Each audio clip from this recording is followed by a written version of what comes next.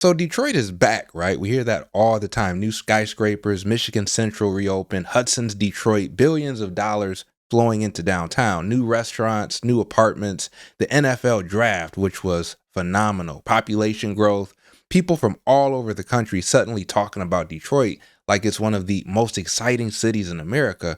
But Jalen Rose just raised a very uncomfortable question. Back for who? Rose recently reacted to data showing Detroit and Flint near the bottom of major American cities when it comes to median household income. His response basically was, hey, look, all this talk about a Detroit resurgence is cap. And before anybody jumps into the comments defending Detroit or attacking Jalen, I think we need to talk about this because there are actually two Detroits being described here.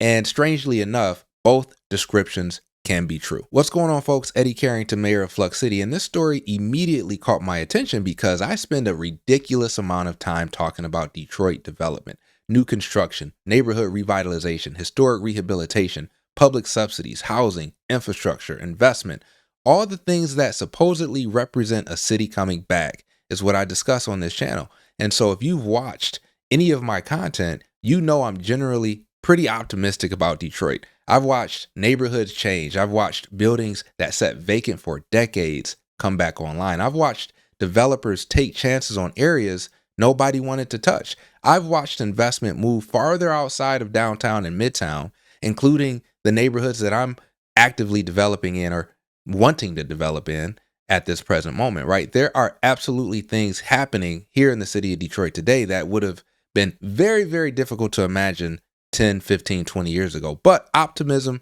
cannot mean ignoring reality. And the reality behind Jalen Rose's criticism deserves serious attention. Rose's criticism came after an analysis of census data ranking Detroit and Flint as the two lowest income U.S. cities among cities with populations of at least 65,000 people. Rose wrote that learning Detroit and Flint were the two poorest cities in America made talk of a resurgence seem like cap, adding that politicians still have a lot of work to do. First, one clarification, right? Calling Detroit literally the poorest city in America depends heavily on how you define the universe of cities and how you measure poverty. This particular comparison looked at cities with populations of at least 65,000 residents and used median household income. That's important context. But once you get past the shock value of why he's calling this out, the underlying numbers are still extremely troubling. Let's dig into the numbers a little more. According to the latest Census Quick Facts covering 2020 through 2024,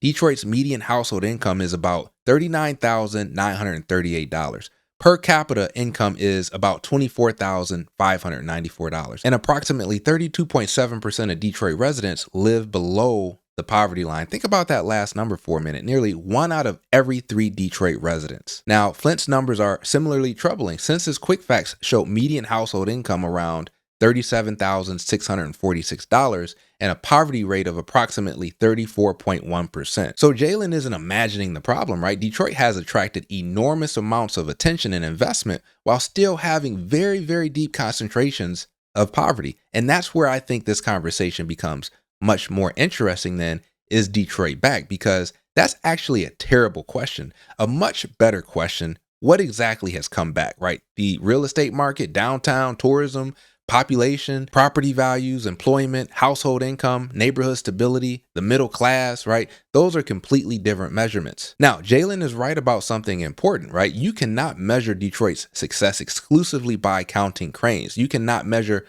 economic prosperity simply by looking at renovated buildings. And you definitely can't assume that because somebody spent $500 million or $1 billion developing something inside Detroit, that the average Detroiter suddenly became wealthier. Those things are connected, right? But they are not the same thing, right? This distinction is incredibly important in economic development. When cities talk about economic growth, they often measure things like private investment, construction activity, jobs located within the city, tax revenue, property values, business openings, or major development projects. Those are legitimate measurements. But residents experience the economy differently, right? Residents care about, what does my job pay? Can I afford my rent? Can I buy a house? Can I fix the house that I already own? Can my children get a quality education? Can I afford insurance? Can I build savings? Can I retire? Can I pass wealth down to my children, right? That's the difference between economic development and economic mobility. Detroit can be tremendously successful at attracting capital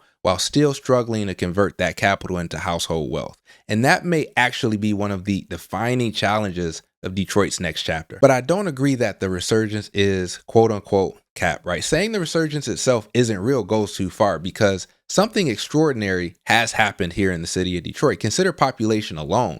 Detroit spent decades losing residents, right? The city's population was approximately 714,000 in 2010 and about 639,000 in the 2020 census. But the latest estimate puts Detroit at approximately 649,095 residents as of July 1st, 2025, roughly 1.5% above the revised 2020 estimate base. Population growth doesn't mean everybody is suddenly prosperous, but after generations of population decline, this is not nothing, right? This is extremely important to highlight. It's a major structural change.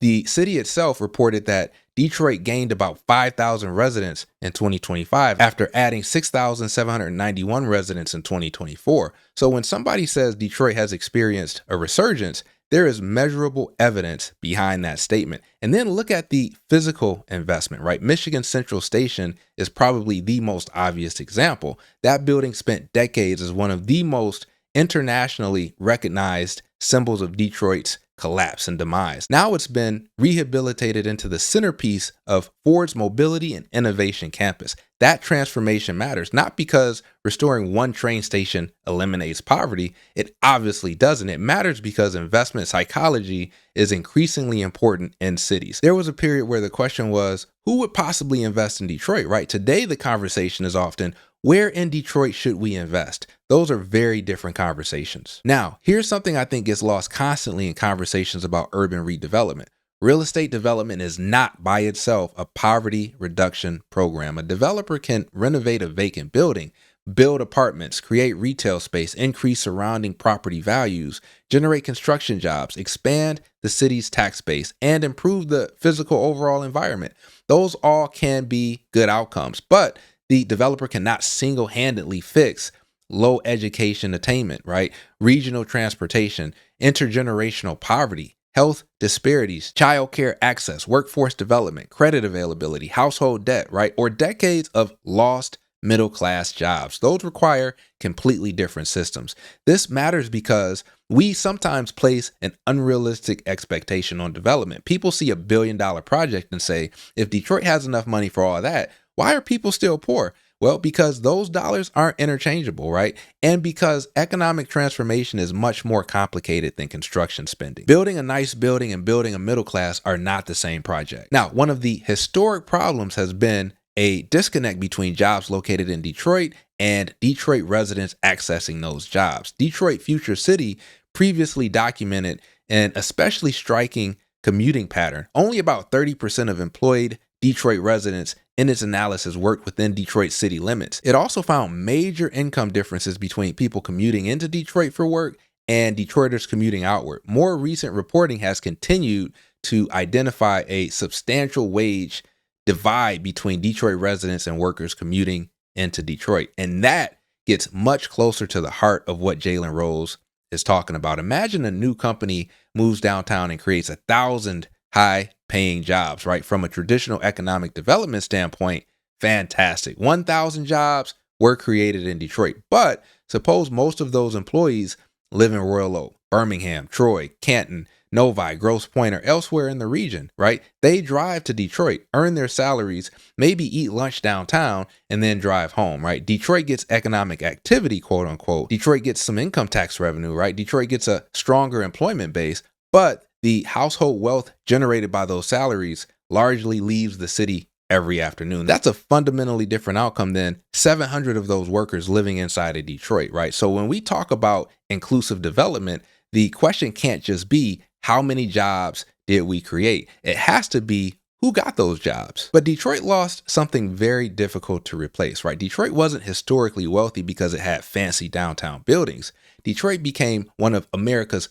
great cities because ordinary people could earn middle-class wages. A person without a bachelor's degree could work in manufacturing, buy a home, support a family, buy a car, take a vacation and retire, and maybe send their children to college. That economic ladder was increasingly powerful. And Detroit wasn't the only city that lost it, right? Industrial cities across America watched middle wage manufacturing employment disappear or become far less accessible. Detroit Future City has specifically identified the disappearance of middle wage manufacturing jobs as a major challenge and has argued that expanding quality employment for residents without four-year degrees is critical to building an equitable Detroit. That, to me, is the conversation underneath the poverty ranking. Detroit doesn't simply need more jobs. Detroit needs more economic letters. But I actually think we should separate Detroit's resurgence into three categories, right? Comeback number one, the physical comeback. This one is undeniable, right? Buildings are being rehabilitated. Vacant land is being developed.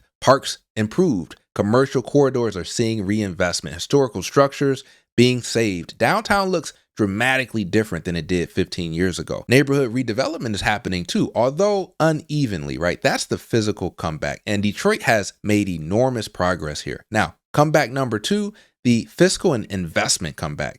This is about whether people believe Detroit is worth investing in. And again, enormous progress. Major corporations are making investments. Developers are competing for sites. Institutional capital is more willing to look at Detroit, right? The city's tax base and revenue outlook have improved significantly enough that city economic forecasts in recent years have projected continued employment, wage, and revenue growth. Detroit isn't viewed nationally the way it was right around bankruptcy, right? That's another genuine comeback. But then there is the third comeback. Comeback number three, the household comeback. Can Detroit households build wealth? Can Detroiters access high-paying jobs? Can more families become homeowners? Can homeowners maintain their houses? Can children born in Detroit climb the economic ladder? Can families survive emergencies without financially collapsing? Can we dramatically reduce the percentage of residents living in poverty, right? That's the comeback Detroit still has yet to complete. And Jalen Rose is essentially arguing until comeback number three happens, don't declare victory. On that point, I think that he has a legitimate argument. So is Jalen right that Detroit's resurgence is capped? I would say no. Detroit's resurgence is real. The population numbers are real. The investment is real. The redevelopment is real. The improvement in many neighborhoods is real. The restoration of Michigan Central is real. The transformation of downtown, that's real. The fact that national investors, visitors, and developers view Detroit differently today is absolutely real. But Jalen is pointing toward another reality that Detroit boosters should not dismiss. The resurgence is incomplete. Detroit still has extraordinary high poverty. Household income remains very low. Economic opportunity remains uneven. And too many Detroiters are still watching the comeback instead of economically participating in it. Maybe the problem is putting a period at the end of that sentence, right? Because Detroit is coming back. The question now is whether the next stage of that comeback reaches the household level. And that may be much harder than rebuilding downtown. Now, if you've made it to the end of this video, I got a quick question for you. What statistic would convince you that Detroit's comeback had truly reached ordinary Detroiters, right? Median household income, poverty, home ownership, population, schools, employment, something else, right? Drop your thoughts below because I think this is one of the most important conversations Detroit can have right now. And if you enjoy conversations about development, cities, real estate infrastructure, anything happening around the city of Detroit, please make sure to subscribe. But thanks for listening to me ramble. I'll see you in the next video.